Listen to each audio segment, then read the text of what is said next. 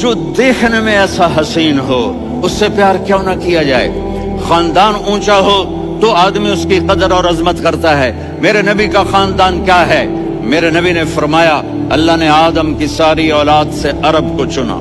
عرب کی ساری اولاد سے مضر کو چنا، مضر کی ساری اولاد سے قریش کو چنا، قریش کی ساری اولاد سے ہاشم کو چنا، اور ہاشم کی ساری اولاد سے اللہ نے مجھے چنا۔ میں سب سے اعلیٰ خاندان کا ہوں، عالی نسب ہوں۔ میرے اللہ نے میرے 10 نام رکھے ہیں، میں محمد، میں احمد، میں ماہی، میں حاشر، میں عاقب، میں فاتح، میں ابو القاسم، میں طٰہٰ، میں یاسین۔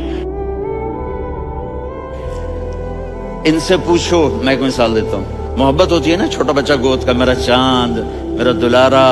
یہ اس کا بچہ ہے بٹن جتنا، یہ نبیل کا کتنا سا ہے، تو اس کو کبھی یوں اٹھاتا ہے، کبھی یوں اٹھاتا ہے، کبھی یوں اٹھاتا ہے، کبھی یوں اس کو لوریاں دیتا ہے، میرا چاند، میرا کالا ٹٹ، میرا چاند، میرا چاند، میرا چاند۔ تو میرے رب کو اپنے حبیب سے محبت ہے تو صرف محمد نہیں کہتا، چونکہ محمد کہنے سے محبت کا فلو نکلتا نہیں، تو اللہ نے اپنی محبت کے فلو کو نکالا، میرا محمد، میرا احمد، میرا ماہی، میرا حاشر، میرا عاقب، میرا فاتح،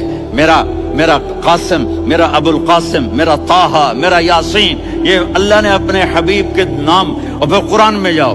شاہد، مبشر، نذیر، داعی الی اللہ، سراج منیر، رؤوف، رحیم، عزیز، حریص، مزمل، مدثر، یہ اللہ نے پورے قرآن میں سارے نبیوں کا نام لیا، یا عیسیٰ، یا موسیٰ، یا یحییٰ، یا ابراہیم، یا نوح، نام لے کر پکارا، لیکن اپنے حبیب کو ایک دفعہ بھی یا محمد نہیں کہا، بلکہ لقب سے پکارا، یا ایھا النبی، یا ایھا الرسول، یا ایھا المزمل، یا ایھا المدثر۔ میرے رب نے اپنے حبیب کو ساری نسلوں میں سب سے عالی نسل بنایا۔ اگر اپنے نبی سے پیار نہ کریں تو کس سے